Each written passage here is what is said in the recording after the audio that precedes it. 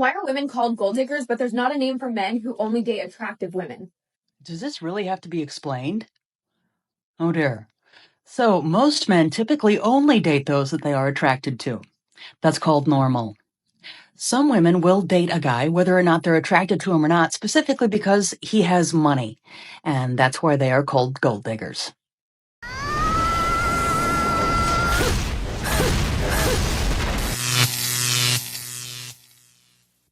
Just going to talk about this comment that was left on one of my videos, and there's quite a few men that leave similar comments to this, and this proclamation that, this is why men are staying single. And this is obviously not all men, but there is a reason why men do this. And the reason that men say I'm staying single, which in other terms basically means I'm also willing to have a string of hookups that mean nothing to get my own needs satisfied, is that the reason that they do this is because they are not willing to face themselves.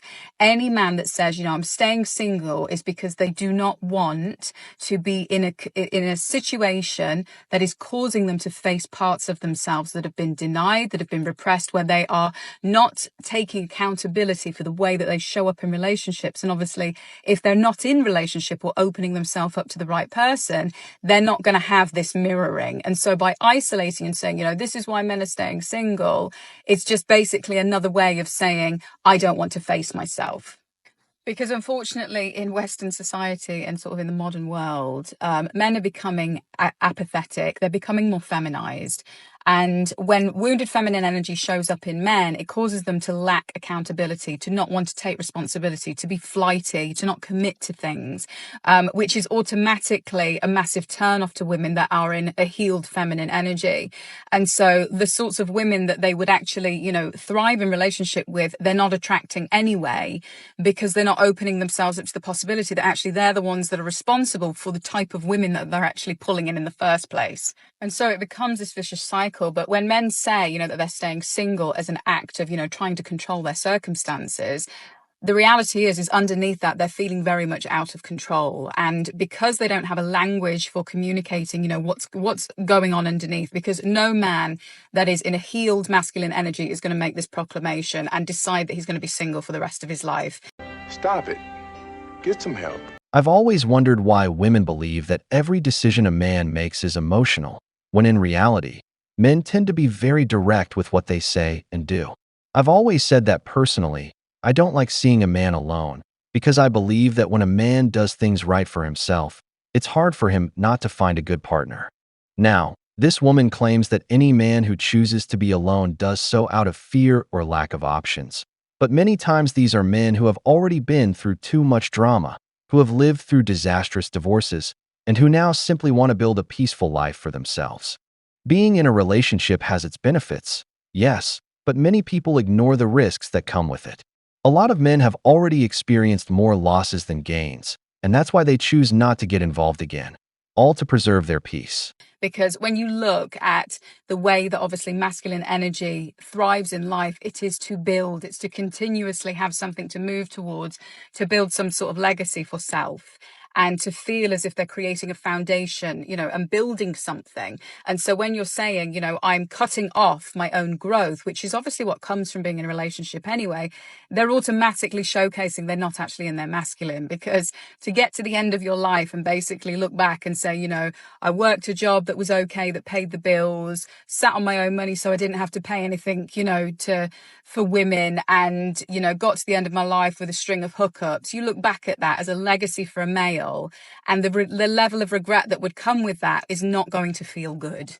So if a man makes his proclamation, then this is what he really means. And emotional fulfillment in life comes from the depth of intimacy we have with our partners, with the people that are closest to us. And when we cut ourselves off from that and the possibility of exploring that, we don't live an emotionally fulfilling life. We live a life that's filled with surface level distractions, surface level projections that don't actually lean into anything of depth. And so when a man says this, he's likely very much in his feminine, in an apathetic energy where he doesn't want to commit to things. And so within a relationship, he's not going to take accountability. This is obviously very different for a man that chooses to stay single until the right person comes along and works on himself in the meantime. This is an attribute of a healthy masculine male, and a man that's able to concentrate and focus his energy in such a way that's actually going to be really supportive and conducive once the right partner shows up, or once he's ready to take that step with the right partner. And this is the sort of dynamic and mentality that actually breeds and calls in soul connection as well, because the man is anchored into his masculine energy as opposed to dismissing the concept of relationship altogether, which is naturally a byproduct of being very wounded. And soul connection in and of itself can only come in when you are truly connected to yourself, whether you're male or female. So if you don't have a deep understanding of, your own psyche, the way that you operate, of your own triggers, where you're not taking accountability and reconciling that internally, you're not actually in a position to attract in what would be like a deep soul connection anyway. So all of these things are interconnected. They all play into one another. But the difference is that when you are connected to self, you see the mirroring and the divinity in others. When you are not connected to yourself, you see through the eyes of separation, of somebody else wanting to take from you, as opposed to being with an open and generous heart that actually allows you to feel the fullness of what a relationship can actually bring for you. No, God! No, God, please, no! No! No! No! A very nice speech where all the blame is placed on the man, but she forgets that a relationship involves two people. It's true that the man builds, puts in the effort, and lays the foundation of that relationship. She's right about that. But it's also true that today's man isn't asking for anything different than men in the past, while today's woman is no longer the same as she used to be. Many men, when they get married, take on a mortgage and a life of hard work, but they face the risk of losing everything in the event of a divorce. Let's remember that over 80% of divorces are initiated by women, and many of these women want a provider who pays for everything, yet they don't do acts of service for their man. They don't want a coffee date because they consider it cheap, and they often date one or more options at the same time. Add to that the height requirements that automatically exclude millions of men. So then, how can they expect men not to shut down, not to focus solely on their own path, or not to prefer casual relationships? The current system, largely shaped by women, ends up discarding nearly 50% of men right from the start. Women. There is a reason why men do this. And what reason would that be? The reason that men say, I'm staying single, which in other terms basically means I'm also willing to have a string of hookups that mean nothing to get my own needs satisfied. I just love these type of arguments. They are so much fun. The reason that they do this is because they are not willing to face themselves. Oh, is that what they mean? Most men usually aren't known for speaking with double meanings. They usually say exactly what they meant, but do go on. Any man that says, I'm staying single is because they do not want to be in a situation that is causing them to face parts of themselves that have been denied, that have been repressed, where they are not taking accountability for the way that they show up in relationships. And obviously, if they're not in relationship or opening themselves up to the right person, they're not going to have this mirroring. And so by isolating and saying, this is why men are staying single, it's just basically another way of saying, I don't want to face myself. Fascinating, but yet it doesn't seem to be based on any sort of logical thinking whatsoever. It rather seems to be coming from an emotional place called the projection section. And that's why I love these sort of arguments, because if we're to, in the spirit of equality, say that women do the exact same things for the exact same reasons, and that's why a lot of women choose to stay single, well then, I imagine there would be a lot of individuals that would be very upset about that. Because some individuals do like staying single because it's peaceful and to avoid toxic behavior. Nothing more than that. Like I said, the Garden of Eden has a bit of everything. It's not just about men. There are also women who choose not to have a romantic partner. And it's not like there's a large group of women out there with traditional values who truly want to build a family. Many want the benefits, but not the responsibility that comes with a relationship. They don't value the man. They don't take care of him, yet they expect him to give everything. They're neither submissive nor respectful, and still demand commitment. So it's not just about emotional decisions. It's that choosing well out there isn't easy. Even so, I encourage men to focus on themselves, improve, and then find a woman who truly values them. Because I understand that the family is under attack, and the country needs good family men. That's what brings prosperity. But it's also true that, nowadays, men don't have it easy at all. I have been single my whole entire life, and people look at me like I am an ill disease-ridden child every time I tell them that. They're like, are you okay? What is wrong with you? Nothing's wrong with me, honey. I had a very bad choice in men back in the day, and that was because I didn't know who I was. I didn't know what I wanted. I just thought I wanted a quick relationship that would end in happily ever after. It just ended me being in situationship after situationship, treated like shit. So it was basically a shit-situationship. I would like to coin that word. Shit-situationship, okay? And it led to men walking all over me. And what I've learned in the later part of my 20s, which is so horrible to say, but it's growth, it's maturity, is that I have learned so much about myself and what I want and what I can bring to the table, so that the next time a man wants to take me seriously, he has to go through a fucking list. He has to land in a helicopter, roll out the red fucking carpet, and give me a million flowers. I have not come this far in a healing journey to just let anyone open me back up. So when people tell you they're single, don't get it confused. Doesn't mean they haven't got a roster. Doesn't mean they haven't got a wait list. It just means they're not open for business yet. So ladies, if you're single and you feel like shit, just remember it's your growth journey. Because let me tell you, no one else's son is going to make you as happy as you're going to make yourself. So, moral of the story, just love yourself. Hey, bro. What? Oh my God! Something I always say, the one who really has it easy is the Chad, the kind of guy who brings nothing to the table. And I say that because many women, like this one, have already dealt with several men like him. Now, as they approach 30, they start to see the consequences of those choices. What happens then? Their standards go up. Suddenly, the man with good intentions has to fight harder to be with her, as if he's paying for the mistakes of the ones before him. He has to go through her checklist of demands, as if she were some prize that's hard to win.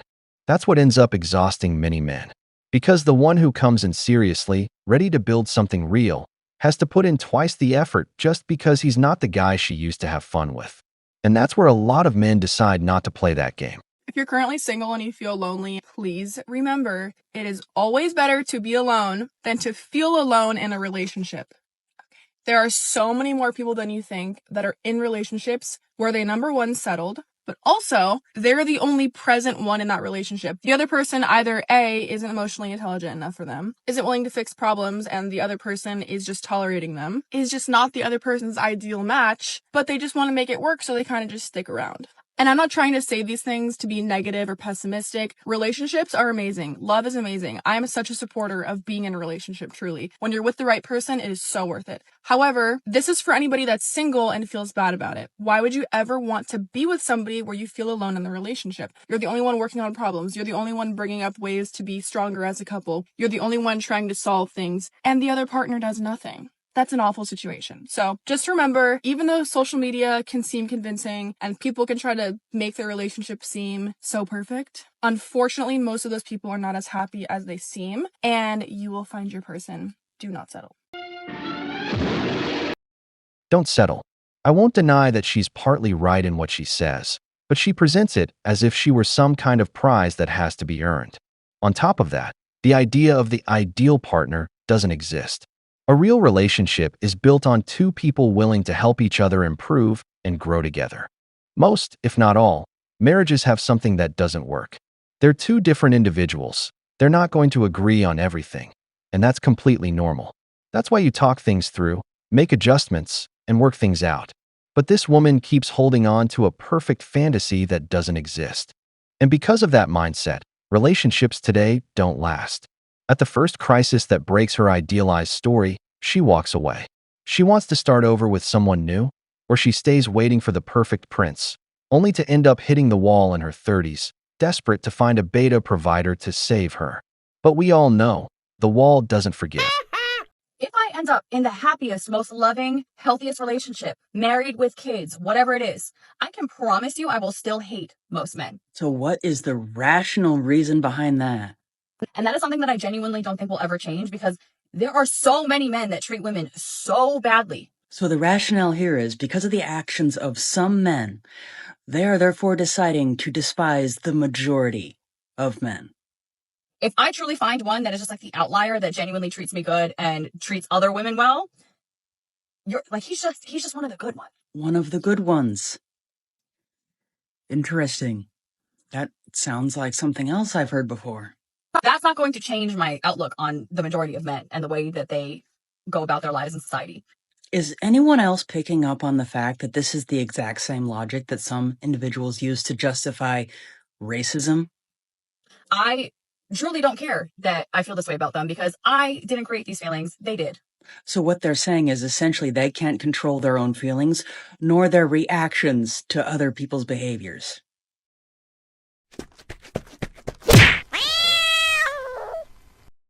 Then they wonder why men prefer solitude. And the reason is clear: to avoid dealing with women like this. These are the same women who choose the Chad, enjoy the thrill, and then blame all men for the consequences of their own decisions. The double standard is obvious. She's not called a misogynist for saying these kinds of things, but if a man were to express the same message, he'd be crucified all over the internet. And what's most concerning is that this mindset is being echoed by many young women. That's why so many men are choosing peace. They step back, focus on themselves, and let women like her crash into the wall. Because we all know, the wall doesn't forgive. This is a very vulnerable video because I just got done having a mental breakdown. But to all of my single gals out there who like live on their own and like get all of their stuff for themselves on their own, I am proud of you because I am one of those people. And it is so hard sometimes. Like, I feel so secure in being single and being on my own. And I really enjoy it. But the hardest factor of it is money. Like, it's so hard to feel so good being single, but wish so badly that you just had, like, a partner to be able to rely on a little bit as well. Like, you guys could both rely on each other when it comes to finances and stuff like that, like rent, groceries, just anything. Like, it's honestly so hard sometimes seeing my friends who are pretty much all in long-term relationships and living with their significant others. And meanwhile, I just made a spreadsheet of like the things that my money goes towards, because I'm looking for a new apartment, and apartments are so expensive right now, especially just to live alone. Like, why do some places want you to like cough up over $2,000 for like a 300 square foot apartment that's like a studio apartment? It's absolutely ridiculous. Like, I should be able to support myself on my income and be able to afford my rent, but I can't because all of you crappy landlords out there want to charge literally an arm and a leg for me to be able to have a roof over my head. Anyways, the point of this video is just saying for all of you girlies out there taking care of yourselves, I see you, because it is not easy to do. And I don't know, any girls who are out there being able to do that and like being able to pay their rent and also occasionally do things that they enjoy or maybe treat themselves to something every now and then, how are you doing it? How are you doing it? Because I think I might be at my breaking point. Oh, boo-hoo! Let me play a sad song for you on the world's smallest violin. The irony of all this is that for years, women repeated that they were strong and independent, that they didn't need a man. However, today there are more women below the poverty line than there were 20 years ago, and that's despite the fact that they hold far more jobs now. The issue isn't their capability, but rather that the destruction of the family has left many of them financially broken. This woman, for example, could have been with an average, hardworking man, sharing expenses and pushing forward together toward a common goal. In 5 years, they probably would have been settled, looking for a home of their own. But that model has been demonized. Nowadays, many prefer to be alone just so they don't depend on a man. And that's why we're seeing more and more women struggling just to survive. Don't get me wrong, I love being single and I love living alone. It's great, it's fantastic, but fuck, it's expensive. I just spent $600 on brakes on my car, just on the front part of the car, because I couldn't afford all 4 brakes and axles and rotors and whatever the fuck. And then now I just paid my car payment, which is $500. So I just blew $1,100 in like 3 hours. And it wasn't even like fun, you know? Fuck. Sorry, it's just so overwhelming. Like, you work and you work and you work and you work and you work and you work, and it's just to pay off like your basic necessities.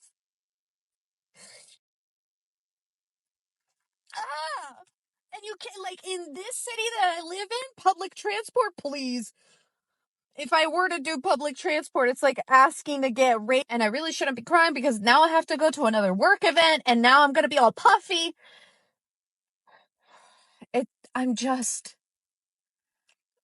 Living is so expensive. Just keeping yourself alive and floating is so expensive. And what I was saying before I was rudely interrupted is if I were to take public transport here, especially for my job requires a car. I have to have a bunch of shit that I have to lug with me for work. And I can't do that with public transport. I'm venting. Inflation sucks. Just living in America sucks. Living alone sucks. Great, but it sucks. Because you have to front all the expenses by yourself. I need a husband just so that I can live. So we can split the bills. Oh, hell no! What makes me laugh is when she says, I need a husband just to be able to live. Like her, there are many women who only see men as ATMs. That's why so many men today want nothing to do with supporting a woman. They'd rather stay single than become providers for someone who only sees them as a financial solution. You start getting to know a girl, and she's already asking you to solve something for her. But they were the ones who asked for empowerment. They said they'd rather be alone, even with a bear. The problem is, the bear doesn't pay the bills. Being a functional adult, earning an income, and maintaining a household is hard, especially in this economy. In the end, many of them would have been happier as housewives, but the modern narrative won't let them admit it. So this is my second video today talking about this topic, but I am literally so stressed out. I am applying for jobs left and right, and I'm feeling so defeated and so frustrated because I'm barely getting job interviews, and then when I do, they go so well, but I don't know how to make it work with our life. I genuinely don't know what I'm going to do for summer. I don't have childcare help as much as I used to. And I am just panicking. I am so stressed out. I'm so frustrated that you have two people that create children, and one just gets to have the career they want, make whatever money they need to, work whatever hours they want to, and then you have the other one who's the primary default parent who has to navigate their life, their career around childcare and three people's schedules. And it is exhausting. And I'm feeling like I'm failing. And I'm trying so hard to be present and be there. And I just miss so much because of this situation. And I just wouldn't wish it upon anyone. I don't know how we're supposed to do it. No, God!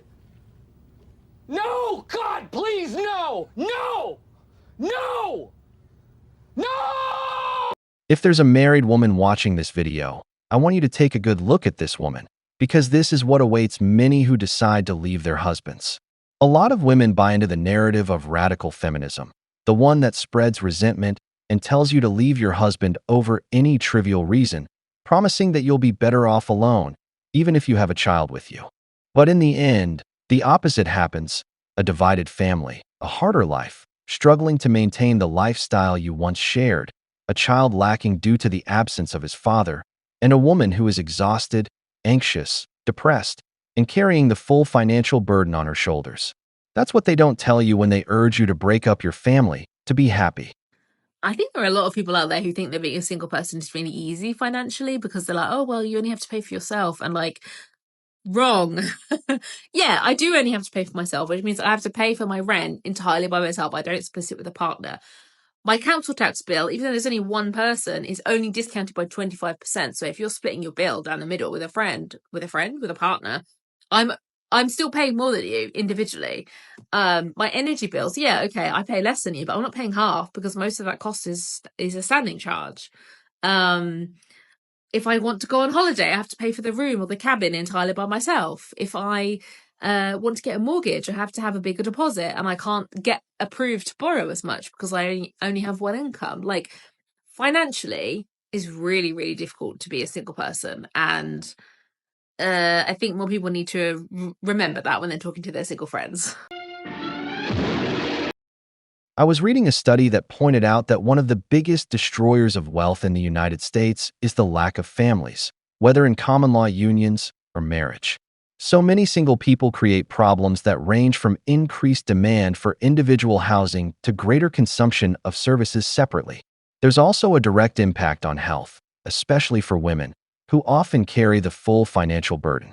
Over time, many of these individuals end up reflecting on what life would be like in a relationship.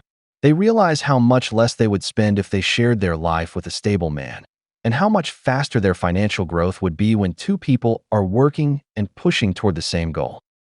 I did not start to combine finances with a partner until the age of 34, which was the first time I moved in with someone.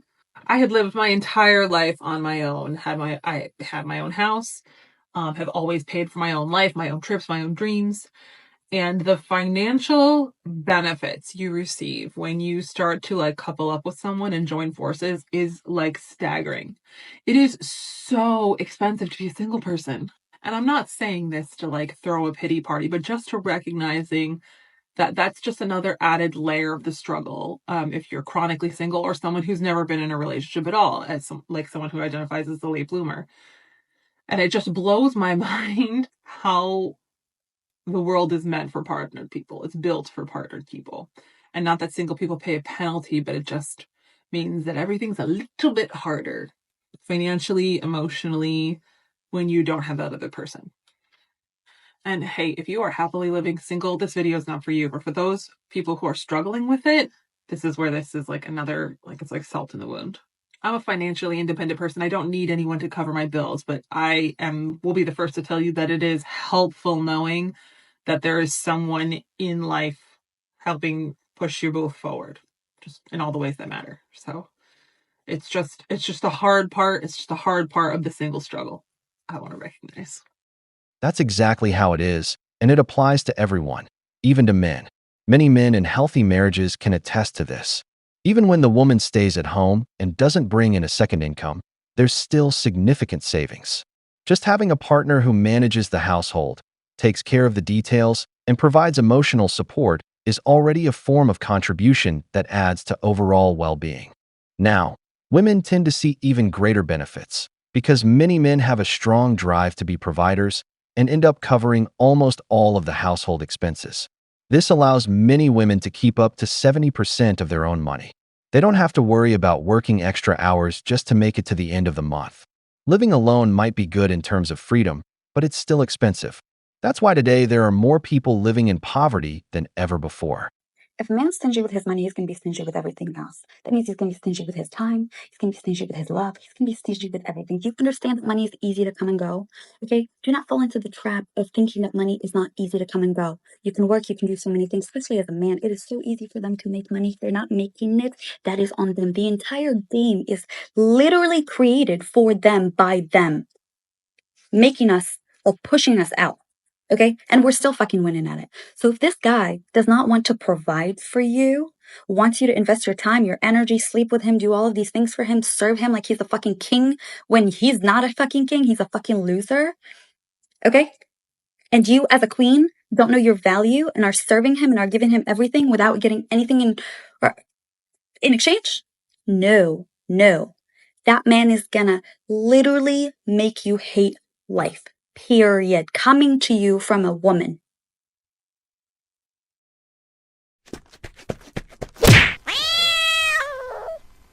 And weren't they supposed to be strong and independent?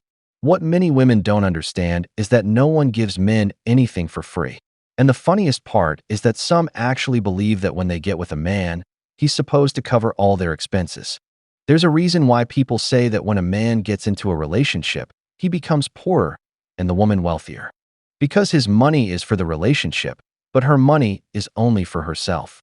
Men are tired of that. Did they want equality? Or only equality when it benefits them? A lot of women talk about offering their energy, their time, their company, but none of that has any real monetary value.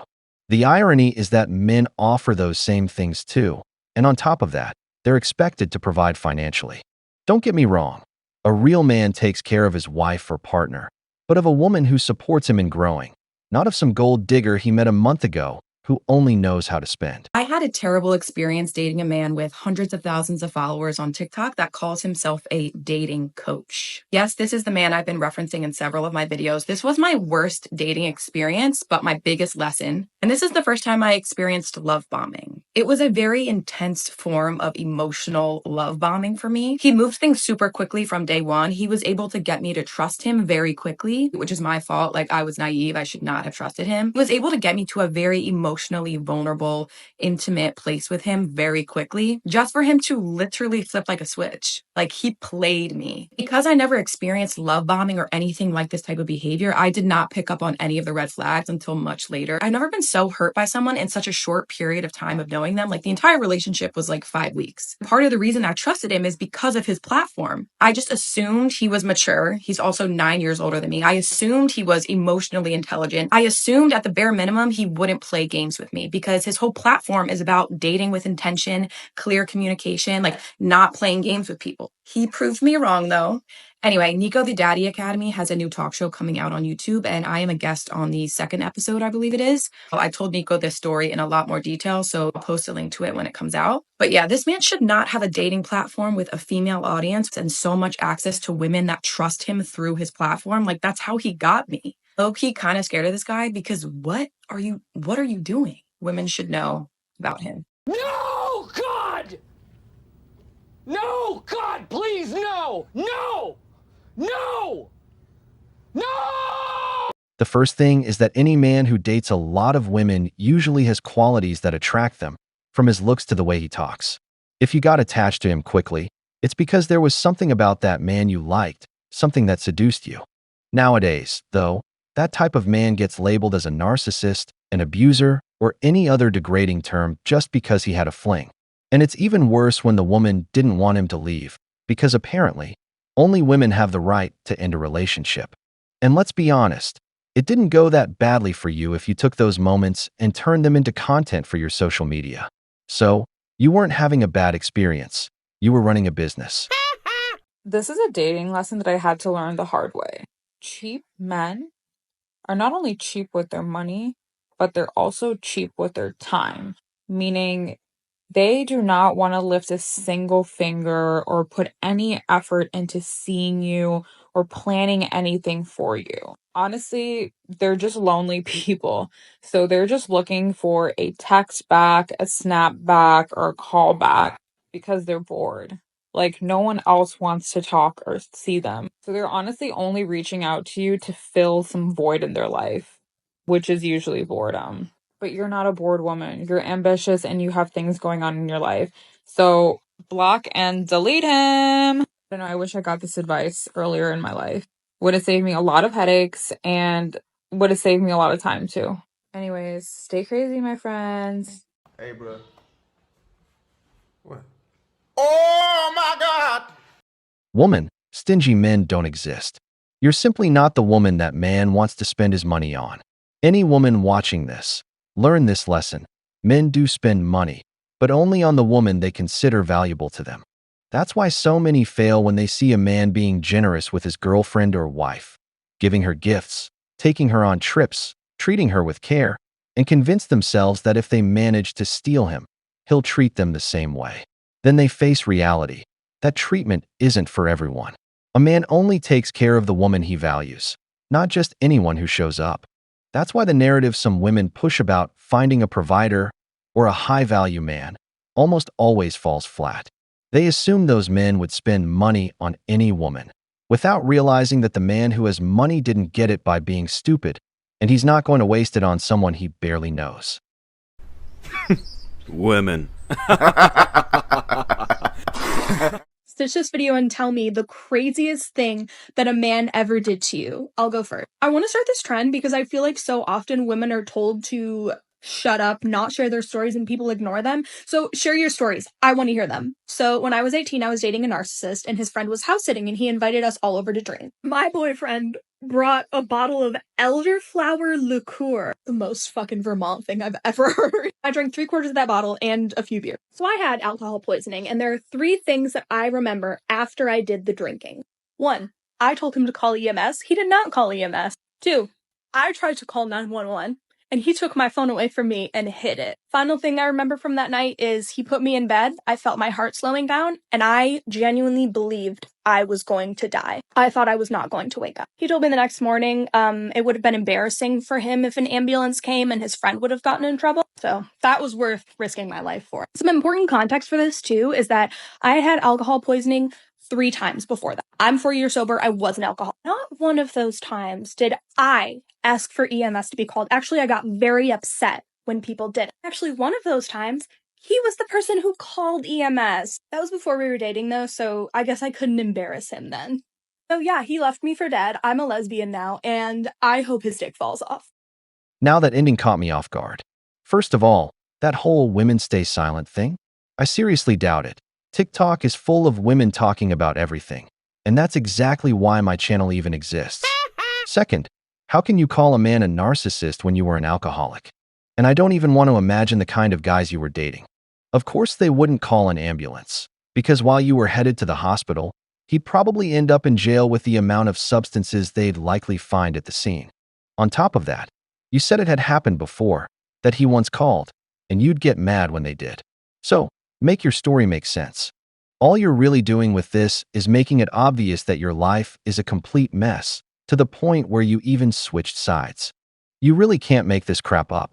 So my ex called me for the first time in months. The last time we spoke was back in February. But I was out in Arizona Memorial Weekend with this man. I was thriving. I was living my best life.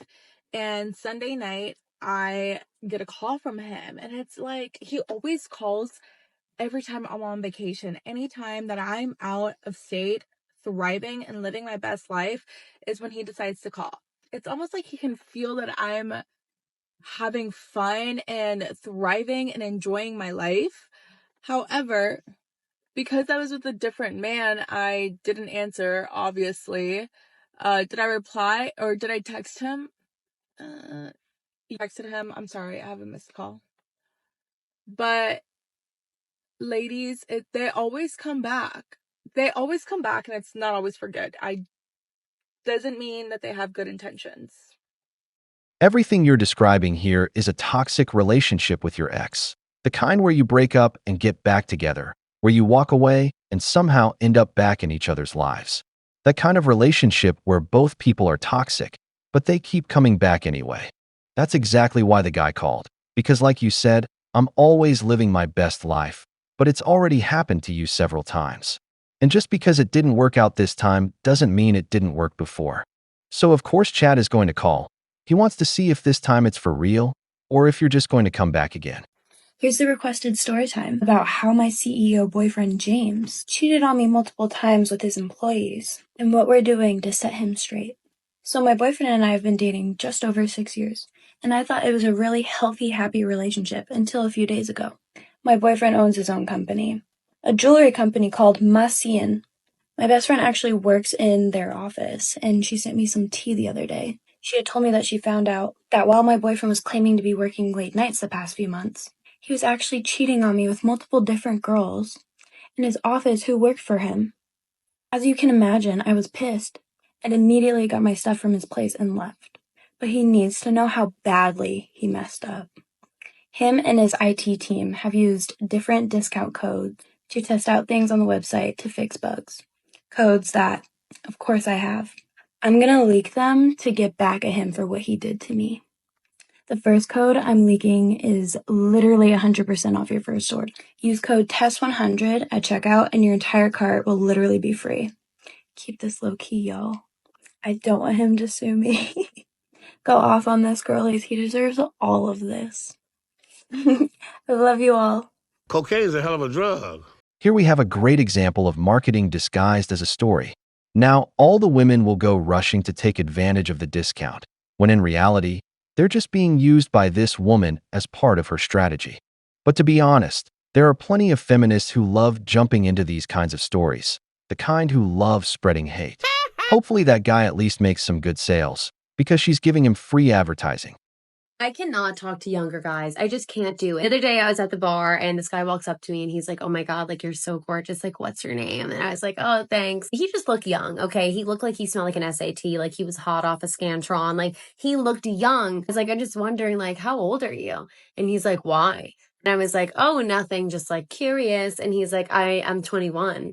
Like, why? And I'm like, "Oh, nothing." And so we continued this conversation. I was a little more reserved just because I was like, I'm just like automatically not interested. Like, he really just looked like he just toured a campus. Like, I was just like, I'm not a part of this.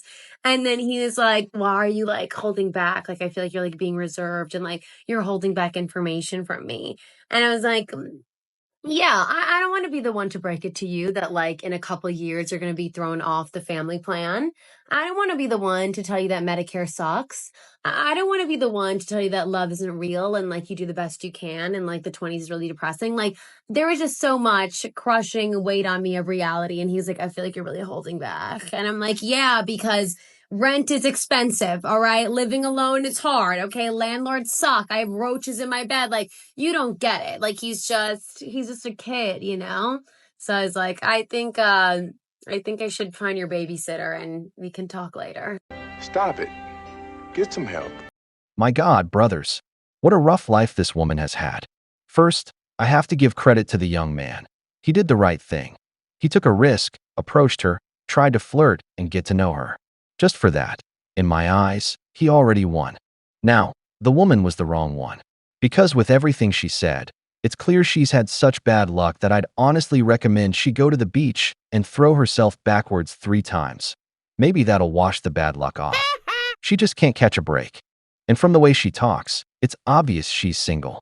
These days, a lot of women are going broke trying to live alone, and I'm definitely going to make a video about that soon, because the numbers are alarming. I can't believe I'm saying this, but I finally met someone after 73 first dates. For almost a year now, I've been sharing my dating life in Paris on TikTok, and yes, during the time I went on 73 first dates. But if you've noticed, I've been a bit absent the last few weeks. First of all, I've been going through one of the hardest periods of my life. My entire apartment decided to betray me. Everything broke, from my appliances to my phone. Plans I had carefully made just fell apart, and honestly, it was a chaos at the end of the year. But in the middle of all of that, I met someone, and somehow a first date turned into a month. Honestly, I can't believe I'm even saying this here, because I thought this TikTok account would always be about me searching my Prince Charming, and a lot of you wrote in the comments that that kind of man I want does not exist, but I think I may have found someone very, very, very close to it. So let me know if you want to hear the full story. Feels like a fairy tale to me right now, even a bit scary to share with you, but I want to do because you've been here for me for a long time. See you in comments. Oh, hell no! Did you hear that right? 70 free dates. In other words, 70 dinners paid for by someone else. Only a woman could say that with pride, as if it were some kind of accomplishment. But let's be clear, the one who ends up with her loses. Someone who devotes herself solely to going on dates isn't looking for a partner. She's looking for entertainment funded by others. And then she says she's afraid after going out with 73 people. The one who should be afraid is the man who ends up with her now, because that's a clear sign she's not interested in anything serious. How can someone who's turned dating into a lifestyle talk about commitment? On top of that, she has a TikTok account where she brags about living from date to date. That says it all. That's why I'll say it again, loud and clear. The one who ends up with her loses. Women. I just blocked another man, let me tell you why. Asked me, what are you doing on Friday at 7? You know what? I'm free. He's like, let me know what place. Be a man and lead. This man ends up picking Sparrow, a rooftop bar in Fort Lauderdale. Fancy, DJ, they're serving lobster. Goes up in a backwards baseball hat, sunglasses, and ripped jeans. Oh my God. We sit down, we get to talking. Tell him I'm a content creator. He goes, do you know the actual numbers with being successful on that? Dinner ends, he pays as he should. Asked me to go to a next spot. And I'm like thinking I don't really want to, but I guess. Proceeds to not walk me to my car. And it should have ended there, but it didn't. I call him and say I changed my mind about where I want to go. And he goes, low key, that's like a pain in the ass thing to do. Still, for some reason, waiting for this man at the bar. 15 minutes. I texted him, thanks for dinner. I'm going home. Blocked.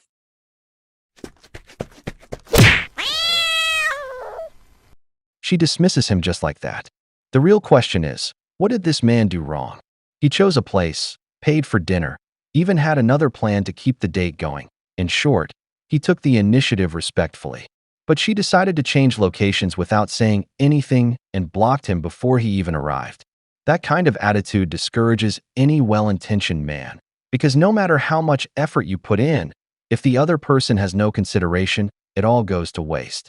Then they wonder why men don't want to go on dates anymore. It's because, even when they approach things with respect and planning, they still end up being rejected in the coldest way.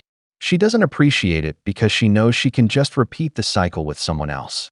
But later on, when she ends up with a man who actually treats her badly, she wonders why.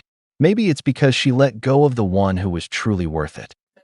Just remember that men love to chase and pursue a woman that's high maintenance, but then once they catch her, they complain that she's high maintenance. No, they don't. A lot of women get mixed up the difference between being high maintenance and being entitled or transactional overall. A man may pursue you thinking, wow, she's great. She takes care of herself. She holds herself to high standards, not realizing that once he gets to know her, she starts demanding everything. She expects him to pay for this. He's sitting there like, I wasn't paying for it before and you were doing it. Why should I have to pay for it now? Why is this relationship transactional? And oftentimes these women aren't really willing to do a whole lot for him in return. It's kind of this one-sided relationship, and no man enjoys being in a relationship like that. He wants you to reciprocate. In some cases, when he doesn't know you, he sees you as very valuable and amazing, but once he gets to know you, he realizes that that's not quite the case. And in some cases, the toxic women know exactly what they're doing with this. They know how to put on that charm to attract him initially, but that's not who they genuinely are, and the mask starts to fall real quick, and he starts to see who you genuinely are, and he's not happy with what he sees. Cocaine is a hell of a drug. Exactly. There's no equivalent exchange, because once you're with her, she expects you to treat her like a wife, but she won't treat you like a husband.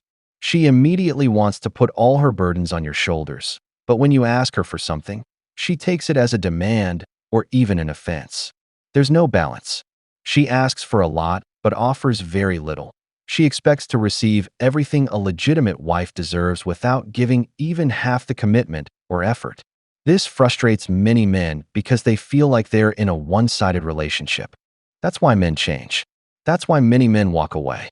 Because they go on and on about what they want, what they deserve, how they want to be treated, but never stop to think about what they're actually bringing to the table. The selfish woman crashes into the wall because the wall doesn't forgive. Can someone tell me why it still hurts even when you're getting back into dating and you feel more mature and you end things with someone after a couple of dates and I've been on 3 dates recently, 3 dates with 3 different guys, but I've gone on second dates with all of them, second or third dates. And I ended it with one guy. The other guy ended it with me, but I was going to end it with him anyway. So that was mutual. And this other guy, you just can tell he doesn't feel it. And I thought that because I'm more mature and because it's mutual or because I'm making the decision that it would be less hard and I would be less sad because it's early on and stuff, but I think when it's just stacked on top of each other, it adds up. Why am I crying? Does anybody else feel this way? Even just when you feel like you're mostly healed and you're going back into dating, why does it still fucking hurt? I hate it out here. Fuck up, you crazy bitch whore! more! She cries over one while getting dressed to meet another. That's the modern woman. She doesn't take the time to reflect, to heal, or to take responsibility for what went wrong in her previous relationship. Instead, she takes the easy way out, finds another man, fills the void with a new face. She says she's hurt, but already has new dates lined up. She talks about maturity, but her actions say otherwise. How broken do you have to be to cry over one man while getting excited about another? I'll just say this. God help you if you ever end up dating a woman like that.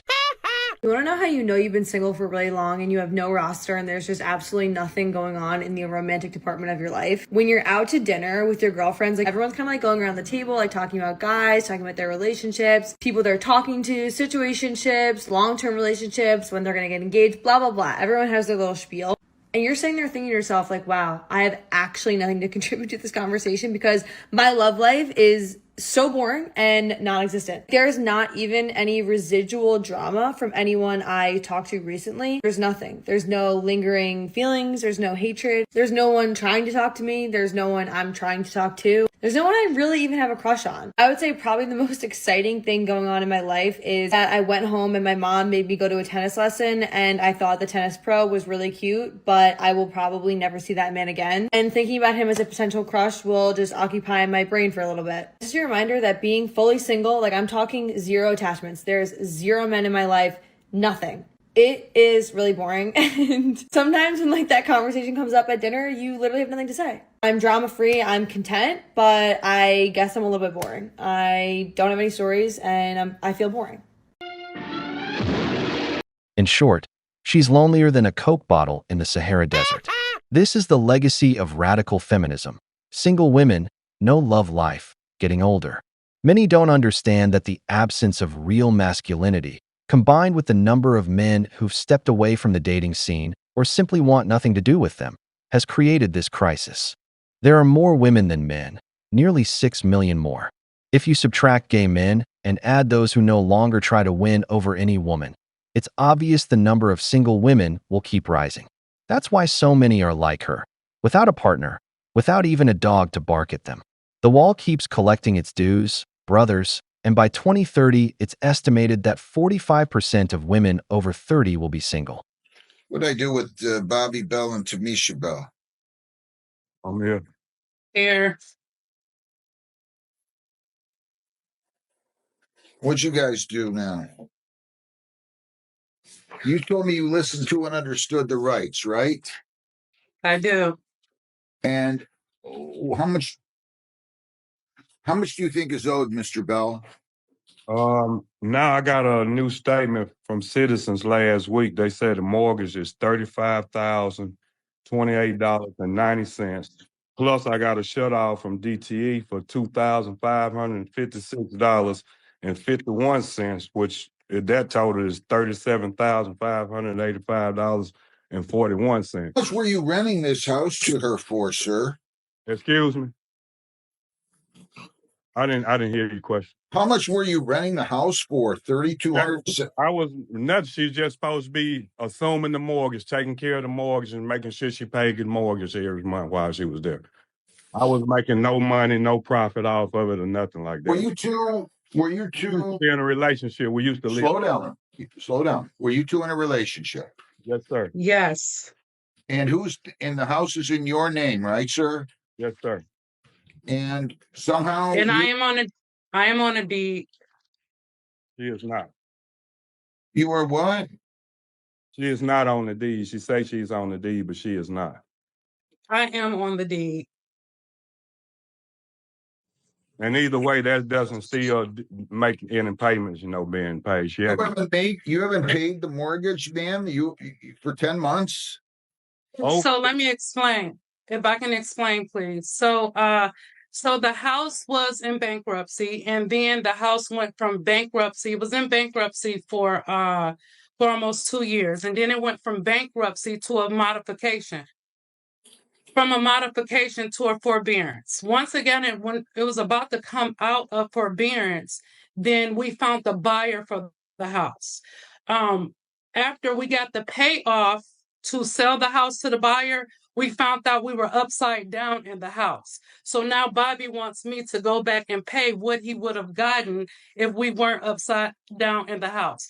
We never had an agreement to pay, never had a lease or anything. Yes, I've been in the house. We neither one of us couldn't afford the house. So when the house was in bankruptcy court, and then went into the modification. While the modification was going on, we honestly thought that it was going to go into foreclosure. Hang on a second. Slow down. It's a mess. It's a mess. Let me see if I've got this right. Mr. Bell was in a relationship with Ms. Morris. They lived together in the house he bought. For some reason, they broke up and he left the property, trusting, like any good, naive man, that his ex would take over the monthly payments as if it were rent. Nothing in writing, no contract, no document legally binding her. But now she walks around that house like she owns it, and he's the one who has to answer for the $37,000 in accumulated debt. There are two possibilities here. Either this man has a heart of gold, or he's guilty of being overly trusting. Because if the house is yours, why are you the one leaving? That's the most logical question. But let's continue. Yeah. Why did you leave the wait a minute. Why did you leave the house, sir? Because we just didn't work as a couple, you know. We wasn't. I know, but you own the house and you left the house, and you're telling me she agreed to pay the mortgage while she was living in the house? She did agree to pay the mortgage, and she has agreed to leave the house for it's been almost 2 years. She's supposed Did you agree to pay the mortgage, ma'am? I did not agree to pay the mortgage, but What did you agree to pay? What did I agree to pay? Nothing. Yeah. Nothing? What a great country. You mean you thought he was just going to leave the house, let you stay there for free? Absolutely not. The house was going into foreclosure. I want you to listen to my question. Stop. All right. Stop. Are you telling me, how long ago did you leave the house, Mr. Bell? It's been over a year, probably a year. All right, slow down. That's all I wanted to know. You're telling me you left the house, no agreement, and just you can live here until? No, it was a verbal agreement that she would take care of the mortgage until she was able to leave that house and find her something else. We've had sales for the house a couple of times, and she won't leave the house. Hang on a second, guys. Wait 1 second. I am the one who got the sales for the house. All right. The judge said to wait. Can I please speak? Wait. Okay. The judge said to wait. That means you don't say anything.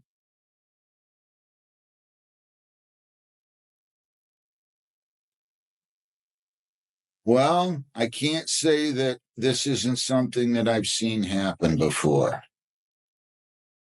I mean, this is what happens. People think they can commingle, live in different houses together. One owns, one doesn't own.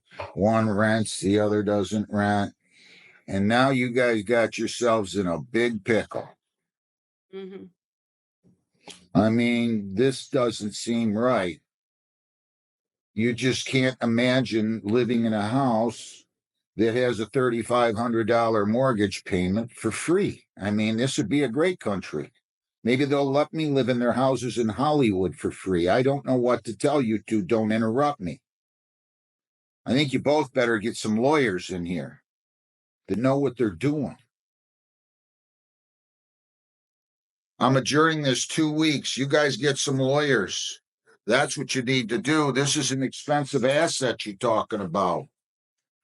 You don't want to lose everything, Mr. Bell. I don't know what the status is. I don't want to know right now. But you gotta, how much is that house worth? It's worth, they did appraise and they saying like right at 500 now. But she got it so upside down I had to pay, I would have to pay to sell the house. I have it upside down. Hang on a second. Hang on a second. Can I please say something? Ma'am. No, God! No, God, please, no! No! No! No! I can't stop laughing when the judge tells her, this is a great country, because only she could think it's possible to live for free in a house worth $500,000 with a $3,500 monthly mortgage. I mean, what was this man to her? Her father? Honestly, what was Mr. Bell thinking? Because even if we're a couple, I'm not leaving my house, especially if it's under my name and I bought it, unless the police come and force me out. And here we are, 10 months without paying a single cent, living for free, and on top of that, she's stopping the man from selling the property. Honestly, this kind of thing only happens in a great country. But anyway, let's now take a look at this lady's magical excuse. Women.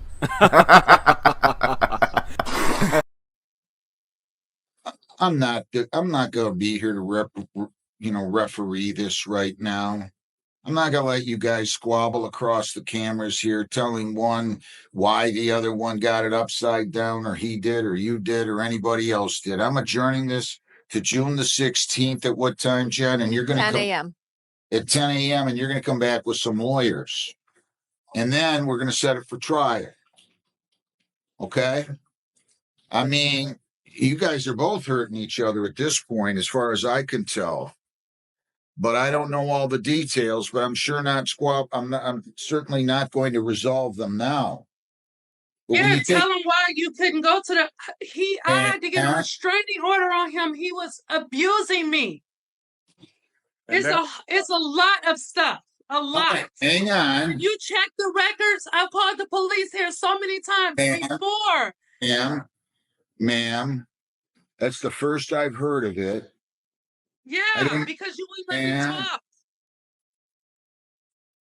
Ma'am, Okay. you need to get a lawyer. Yeah.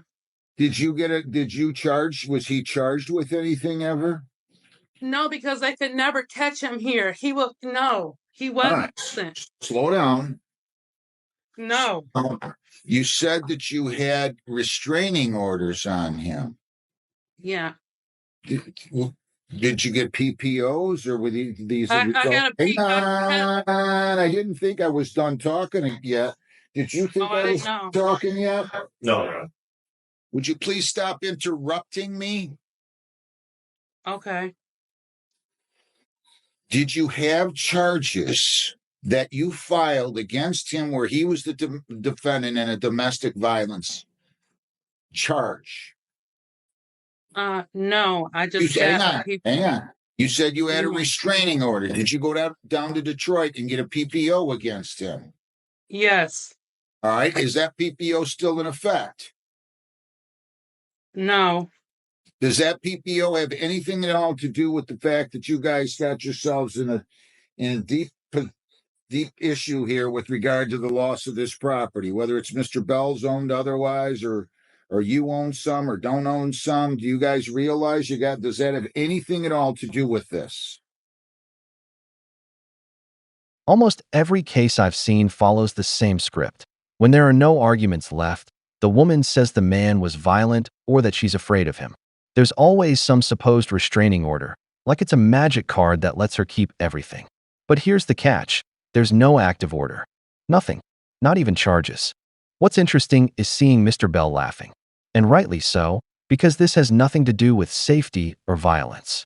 This is about property, about debt, and about someone who simply wants to keep living for free. To me, this whole show is just another attempt to play the victim and shift the focus away from the real issue. She doesn't want to leave the house.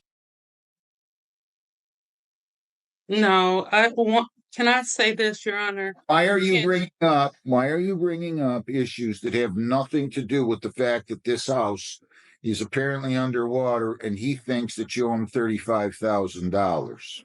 The reason why I'm bringing it is to establish that he's doing this to be vindictive. That's why. Might be, and I'm going to hear all that at trial, ma'am. I'm not foreclosing you from arguing anything. I think that this. Yes, he's doing it to be vindictive. Why are you interrupting me again? Please. He might be. I'm not saying he is. I'm not saying he isn't. He is. All right. Okay. Stop. I'm adjourning this to June 16th. Look at him. Happy that he made me cry. I'm telling you. I'm not happy that you keep interrupting He me. is. I'm not happy that you keep interrupting me. Your Honor, I'll just leave. I'll just leave. I Hey, don't have to slow be down. here or anything. I'll just leave. I don't want to drag this out and have this man in my life anymore. All I would right, just slow down. leave. All I'm telling you is I'm encouraging both of you to get lawyers, and maybe you can actually work together so people We're don't not going to be able to. He's crazy. And he's sitting here pretending like he's not. And I know it may seem like that I am because I'm interrupting you, but I have been through a lot when it comes to this man in this house. I dumped my money into this house just like he did. All right. Then maybe you guys should figure something out. I'm telling you what I'm suggesting. I'm telling you both you should be here in person June the 16th. I'm telling you you should come with some lawyers, and then we'll figure out, they can figure things out. June 16th at 10. If you don't want to, I don't know what to tell you, man. I'm going to hear you out. You guys come here with lawyers. We're going to set a trial date, or they can resolve it. But I think you need some representation, both of you right now. If you're in danger of losing a house worth $500,000, I don't want to know how much debt you have in it, what your mortgage is or anything else. Just come here June 16th at 10. If it's not resolved that day, I'm setting it for trial. God damn it! You can't make this shit up! I have to say, Mr. Bell was actually enjoying this. He covered his face while she spoke, like someone trying to hold back laughter at how absurd the whole story is. And rightfully so. Honestly, I don't believe a word she says. Because when she says she wants to leave to avoid going through the trial, what she's really saying is that she wants to just walk away, move out of the house, leave the $35,000 debt to Bell, pack her things, and forget about the whole problem. But there's more. Let's not forget that during a trial, the truth comes out, documents, evidence, and maybe that's not something this lady wants. Because Bell has something to say too, and believe me, he's about to say it. But you're going to have to prove, sir, that she agreed to pay that. If that's what it is, you got some obstacles here, both of you. I'm just telling you both, I think you'd be much better off with a lawyer on June 16th. And then I can set it for trial. You raised your hand, ma'am. Do you have anything else? I do. I want to ask if I can just leave and not have to come back to court. I don't. Lady, it's a scam artist, Your Honor. What's that? I put all those names on the thing because she uses several names. I've been to the police and made a report, and they know who she is and how she does because just like she doing this crime scene now, she'll do some stuff. She spit on me, did all kind of stuff, and then call the police and act like I'm doing stuff to her. Governor, he is lying. He is lying. Okay. Get these dictionaries and file the report so they He's would know. lying. Sir. Ma'am. He's lying. Ma'am. Yeah. He's claiming that you owe him money, and he's asking me to evict you. So in answer to your question, if you choose to vacate this case, as far as I'm concerned, he didn't pay for a money judgment. This will be a moot point. He's not suing for a money judgment right now. So you can go consult with a lawyer. I'm not going to give you advice. I strongly think you should consult with a lawyer. I'll see everybody here The June volume went out. 16th at 10 o'clock, and that will be in person. Okay, please? In person. All right? We'll see you guys then, June the 16th at 10 o'clock in person. Thank you very much. It's funny because it's true. Brothers, it's obvious she's lying.